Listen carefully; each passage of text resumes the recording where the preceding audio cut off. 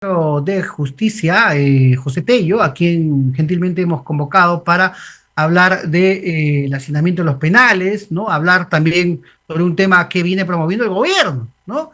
Y es precisamente estas reuniones descentralizadas para precisamente poner en agenda, ¿qué cosa? El debate de la pena de muerte para violadores de menores de edad, ¿no? Vamos a hablar con él, lo voy a saludar de inmediato. ¿Cómo está, estimado el ministro de Justicia, José Tello? Bienvenido a la multiplataforma de Sol TV. Le saluda Joel Quesada. Muy buenas tardes. Joel, muy buenas tardes y por tu intermedio un saludo también a toda la audiencia de Sol TV. Muchísimas gracias. Bueno, antes de ir con estos temas que, bueno, usted como es ministro en la materia, quería hacer que usted pueda también comentar, por favor, este escenario de crimen, ¿no? Lamentablemente que atraviesa el país, ¿no? Tiene como epicentro, lamentablemente, a la ciudad de Trujillo, la región de La Libertad.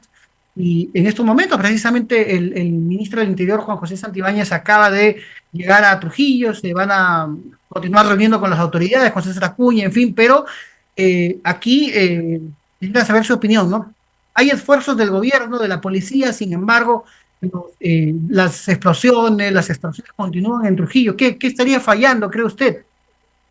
En líneas generales es una amenaza no convencional. Así está definido lo que es la doctrina de seguridad o lo que es la criminalidad organizada. Ujú. Entonces, ¿cómo se combate eso? Con sistemas de inteligencia. Hay que reforzar los sistemas de inteligencia. En este caso, sí hay que evaluar el hecho de fortalecer la policía especializada en lo que es de investigación criminal. Recordemos que nosotros hace unas décadas teníamos la Policía de Investigaciones del Perú. Ahora tenemos una IRICRI, pero deberíamos fortalecer por ese lado lo que es la investigación, porque ahí radica la capacidad de parte del Estado de poder hacer frente a este tipo de amenazas que no se identifican. Uno va por la calle y encuentra personas de a pie, comunes y corrientes, pueden ser narcotraficantes, pueden ser extorsionadores, pueden ser cabezas de organizaciones criminales y uno ni enterado. Solamente un adecuado sistema de inteligencia puede, como se dice ahí, darle una solución al tema atacando selectivamente. Esto, por ejemplo, el despliegue de grandes cantidades de personal, poner en las calles incluso, como habían por ahí algunas ideas a las Fuerzas Armadas, bien, puede formar parte de una estrategia disuasiva, pero finalmente es el fortalecimiento de la inteligencia nacional en sus diferentes niveles lo que va a Perfecto. ayudarnos a enfrentar esta criminalidad. Ajá. ¿Es Juan José Santibáñez el ministro idóneo? Hemos escuchado hace instantes al presidente del Consejo de Ministros, Gustavo Adriancén, darle su respaldo, ¿no? Lo propio hace la mandataria. Sin embargo, en las calles, ¿no? Como acabamos de mostrar también, hay ciudadanos quienes están pidiendo, pues, la salida del ministro del Interior. ¿Es el más adecuado, cree usted? ¿Viene cumpliendo con éxito su trabajo de garantizar la seguridad para los peruanos, para los norteños, para los trujillanos? ¿Qué dice usted? En general, para todo el país, si la Ujú. presidenta de la República le ha dado la confianza y mantiene la confianza en él, es una decisión de la presidenta que se hace o no con un ministro, como lo han dicho en muchas ocasiones y ocurre en cada gobierno, no solamente en este. Los ministros de Estado están en permanente proceso de evaluación, así que eso corresponde en todo caso a la presidenta el tomar decisiones sobre la cartera del Interior y en todo caso también corresponde al Ministerio del Interior el tomar las medidas que esperamos todos los peruanos sean las más eficientes para luchar contra la criminalidad. A mi modesto entender, y lo he señalado hace un instante, el tema va por fortalecer todo lo que es la inteligencia nacional. De acuerdo. Me parece que por ese lado, indistintamente a que despleguemos personal en las calles y demás, tenemos nosotros que fortalecer esto porque ya ocurrió en los años 90. Ya. ¿Cómo se enfrentó al terrorismo? Aquellos que tenemos memoria de esa época tan lamentable, con servicio de inteligencia. La inteligencia nacional fue crucial para derrotar el terrorismo. ¿Cree usted a la figura de la mandataria? Eso deberías preguntárselo a ella. Es un tema de la presidenta de la República. De acuerdo, de Te lo acuerdo. ¿Usted digo se en mi siente más condición. seguro con José Santibáñez como ministro del Interior? Mira, en líneas generales creo que todos los ciudadanos compartimos que el tema de seguridad tiene que ser reforzado.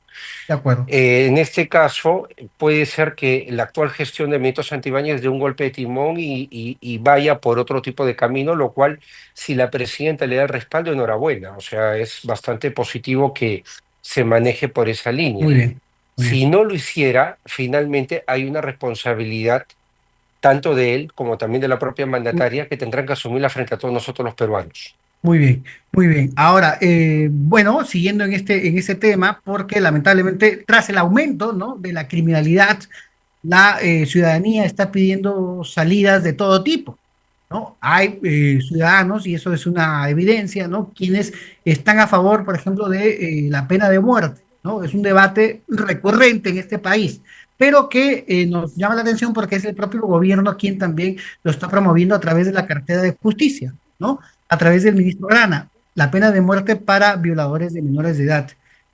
¿Esto se puede implementar en el país? ¿El Perú está preparado para aplicar la pena de muerte?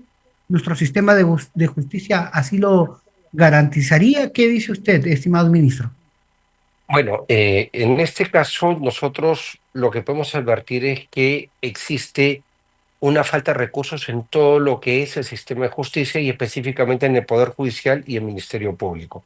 Me parece que la medida se implementaría adecuadamente siempre y cuando se cumpla con los protocolos que corresponden, en este caso, denunciar a la Convención Americana de Derechos Humanos en la parte de la prohibición de la pena de muerte, cambiar el mandato constitucional también para que esto se pueda viabilizar y las normas que derivan de la propia Constitución, las normas penales específicamente.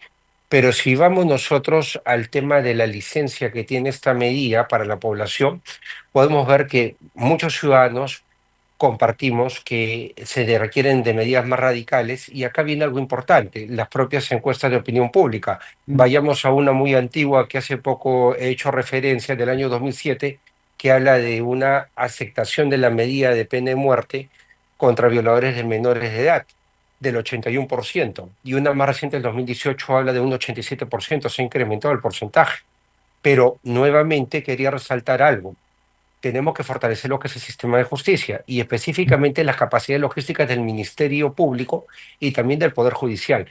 No es posible que, por ejemplo, de acuerdo a Procompite, tengamos nosotros, por ejemplo, con fechas del 21 y del 22 recientes, que hay un 53% de fiscales que son provisionales y un 57% de jueces provisionales o supernumerarios. Entonces, ¿qué tipo de justicia podemos tener a cabalidad si es que tenemos provisionalidad de magistrados que deberían ser de carrera y darnos garantía de que todo se está manejando adecuadamente? Más allá de las capacidades logísticas. Por ejemplo, el Ministerio Público tiene un requerimiento para cierre de brechas de 15.248 millones de soles. Este año se ¿Ya? le da un presupuesto de 2.921 millones, un presupuesto exiguo. Y la Mm. verdad que incluso tienen una cartera priorizada de 1.500 millones que no está siendo atendida. A lo que yo voy, si nosotros tenemos, por ejemplo, 219 peritos, cuando en realidad se requieren 102, equipo especializado, computadoras, por ejemplo, tenemos 4 y tenemos una camioneta disponible. En realidad, con esta precariedad, ¿cómo podríamos, por ejemplo, entrar hacia la revisión de los Mm. casos penales, sobre todo aquellos cuya pena derive justamente de la pena capital, valga la redundancia, la pena de Mm. muerte? O sea, es increíble que con esa precariedad este tema esté, digamos, En debate. tratándose. Sí, me parece que deberíamos bajar un poco el tono por ese lado, porque lo primero que se tiene que hacer es una agenda para fortalecer lo que es El el Poder sistema de Judicial y el justicia. Ministerio y específicamente tanto este organismo constitucionalmente autónomo que es titular de la acción penal, que es el Ministerio Público, la Fiscalía, como el Poder Judicial, que es quien se encarga de resolver y administrar justicia en nuestro país, y en este caso en materia penal. Entonces, vayamos un poco por esa rima porque me parece que esto debería plantearse, pero en paralelo con lo otro. Por ende, en todo caso, exhortar a que en paralelo que se vaya haciendo este tipo de trabajo, que es importante para escuchar el interior de la población, también se vaya previendo de tomar medidas de para acuerdo. darle los recursos que requieren tanto el Ministerio Público como el Poder Judicial. Para mí eso es fundamental. Y por Sí, otro sí, sí, lado, y sí. por otro lado, si me permites, Joel, también algo muy importante, convocar al resto de actores involucrados, quizás en unos meses también a los futuros candidatos que vamos a tenerlo para las elecciones generales, y simplemente poner el tema en el tapete para ver si es que como país optamos por seguir los mecanismos necesarios para poder implementar la pena de muerte en el país, partiendo por el tratado internacional al que he hecho referencia, al cual habría que denunciar parcialmente, no en su totalidad, sino parcialmente. Y esto En es efecto, importante, ¿por qué? Porque la implementación de una medida de esta naturaleza no es cosa de un solo gobierno, son cosas de varios gobiernos o de algunos gobiernos que vendrían hacia adelante porque este proceso toma algunos años. Y algo importante también con lo que he mencionado de la deuda que hay con el sistema de justicia, específicamente con el Poder Judicial y el Ministerio Público. No es solo este gobierno, son todos los gobiernos. Y eso también lo he hecho saber hace poco en una entrevista que me hicieron. Son todos los gobiernos, porque siempre ha sido un tema de deuda, así como hay deuda con el tema de la educación. Miren el de estado de los acuerdo. colegios, o sea, es de todos los gobiernos y creo que sí, ahora que viene una etapa electoral, dejando el apasionamiento, el hecho de tomar quizás narrativas a veces populistas, debemos ya empezar a ver este tipo de grandes temas de una manera mucho más aterrizada y mucho más realista y con recursos para poder atender la necesidad básica y cerrar brechas. En efecto, ¿no? Yo coincido con usted en esa parte donde dice que sería bueno también escuchar pues a los candidatos presidenciales, ¿no? Sí, con el formalismo debido, ¿no? Sin la demagogia correspondiente, llevar este escenario. Ahora, habla usted de fortalecer el sistema de justicia para que se pueda implementar esta propuesta de pena de muerte para violadores de menores de edad, ¿no? Empezando por ahí. Ahora, entonces, ¿usted coincide con la propuesta del gobierno? Entiendo. ¿Está a favor? ¿Es viable la propuesta del gobierno de Boluarte en este sentido? Más allá del gobierno de Dina Boluarte, la propuesta en sí venga del gobierno de turno que Mm, esté. Ahora, con los problemas que hay en el sistema de justicia y particularmente el Ministerio Público y Poder Judicial, logísticos, de capacidades, me parece que es algo complicado. Es ahora no. complicado de implementarla. ¿Por qué? Porque no podemos nosotros dejar de lado la precariedad con la que se administra justicia y Mm. básicamente por los recursos tan bajos con los que se cuenta. Entonces, me parece que este tema tiene primero que ser abordado pensando en la inversión que se tiene que hacer tanto en Ya. el Ministerio Público como en el Poder Judicial. Que dicho sea de paso, más allá del tema de la pena de muerte, estimado Joel, acá hay algo importantísimo. El Poder Judicial da seguridad jurídica con lo que resuelve. Si mejoramos la administración de justicia, también va a mejorar la economía porque va a haber mayor seguridad jurídica para inversionistas privados o De extranjeros. acuerdo. Todo va a ser un círculo virtuoso en la medida en que no vamos a tener millones de expedientes ahí generando pues una carga procesal que es inmanejable para unos cuantos miles de jueces que tenemos en todo el país en diferentes materias. Entonces, en realidad, nuevamente, vayamos a este punto y lo otro hay que discutirlo porque también hay que tomar una decisión como sociedad, con todas las fuerzas políticas. Todos De acuerdo. ir en un mismo norte. Han habido causas que nos han unido como peruanos a lo largo del tiempo. Por ejemplo, hace unos Eh, años todos cerramos filas tras el diferendo limítrofe que teníamos con Chile y fuimos a la Corte de La Haya y todas las fuerzas políticas hablamos un mismo idioma porque era un tema del país. Entonces, si vamos a entrar en algo tan amplio y tan delicado como es la posibilidad de implementar la pena capital en el Perú, es decir, la pena de muerte, también debería haber esa unidad y esa decisión como sociedad, como clase política y también como gobierno de turno, porque Sea, repito, esto no no es es cuestión de un descabellado gobierno. traer este debate, digamos, al país tampoco, ni aplicarlo, como dicen algunos. No es descabellado, pero siempre y cuando cerremos primero los problemas que tenemos con los bajos recursos Muy con que se bien, encuentra tanto en el Poder Judicial como en el Ministerio Público, que para mí es fundamental, muy porque bien, eso es lo que podría darnos a nosotros la tranquilidad de que si es que se llega a dar este escenario y se cuenta ya con este tipo de medida de la pena capital, finalmente la Administración de Justicia va a tener un mayor nivel de muy bien. asertividad en base pues a una mayor cantidad de recursos con lo que contaría. Una última pregunta, porque nos está ganando el tiempo, lastimosamente. Bueno, se ha conocido, ¿no? Que, bueno, es una evidencia de que tenemos los penales colapsados, pero también qué hacer, digamos, con esta creciente, precisamente, eh, tenemos más de 3.000 presos venezolanos en el país, ¿no? De los más de 5.000 presos extranjeros. ¿Qué hacer aquí también, no? ¿Usted ve alguna solución que te ha, digamos, demandado de parte del gobierno, ¿no? O alguna propuesta, ¿cuál sería aquí también la alternativa? Porque tenemos cárceles llenas, ¿no? De presos locales, pero también va creciendo los presos extranjeros. Se deben de manera urgente construir más cárceles en el país. Debería ser una política de Estado, por ejemplo, del gobierno. Es algo que ordenó el Tribunal Constitucional, porque las condiciones carcelarias que tenemos son bastante complicadas. Entonces, acá hay un tema que más allá de lo que pudiera decir cualquier ministro de Justicia o Ujú. exministro, como es mi caso, es un tema de acatamiento de lo que ha determinado el propio Tribunal Constitucional. Se tendría que hacer una inversión en lo que es la infraestructura penitenciaria, pero a su vez también deberíamos trabajar la resocialización. Los detenidos, los reclusos, los privados de su libertad, deberían tener, por ejemplo, mecanismos de resocialización efectivo para que puedan estudiar, para que puedan producir. ¿Y por qué no? Se podría hasta evaluar el hecho de que ellos costeen su propio manutención dentro de las prisiones. Ujú. Pero A todo lo es cuestión Bukele. de pensarlo bueno, pasarlo de manera inteligente porque recordemos que acá nosotros tenemos cárceles productivas. No sé si has escuchado de cárceles productivas, Joel. ¿Has escuchado cárceles productivas? Sí, sí, sí, lo estoy Sí, escuchando. claro. No, no, no, pero ¿has escuchado del programa de cárceles productivas? Sí, claro, Tú, sí, sí.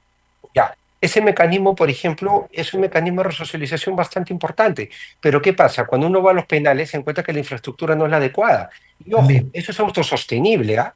O sea, no es que signifique que el gobierno le está dando, digamos, todo muy fácil y servidito a los presos Mm. o a las personas privadas de su libertad, sino que acá ellos mismos generan y tras eso se cubren todos los costos. Y es algo muy bueno, pero por ejemplo, hay que trabajarlo. Otra cosa más, la segmentación. Por ejemplo, hablas de criminales, hay personas que sí, pues son muy complicadas, de alta peligrosidad, y que no pueden estar mezclados pues con personas Claro. que no tienen mayor prontuario y que están hasta circunstancialmente, e incluso algunos de ellos sin una pena, o sea, sin una condena, están ahí en proceso, llevando en prisión su proceso judicial. Ujú. Entonces, es algo que yo creo que va hacia una reestructuración amplia, pero también nuevamente un tema de recursos, pero sí un replanteamiento y también algo que sí tiene que ser entendido por todas las fuerzas políticas. Muchas veces se ve mal el invertir más en una cárcel que en colegios.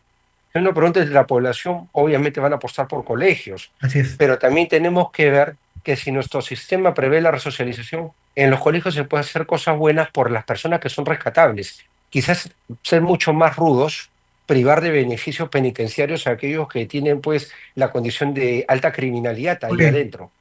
¿Correcto? muy bien. Le agradecemos muchísimo al ex ministro de Justicia, José Tello, por este contacto directo con la multiplataforma de SOTE. Muchísimas gracias, estimado ministro. Gracias. Lo vamos a estar convocando para escuchar sus posiciones en torno al sistema de justicia y a lo que se debería de implementar, ¿no? De acuerdo también a la experiencia en nuestro país en este tema. Muchísimas gracias.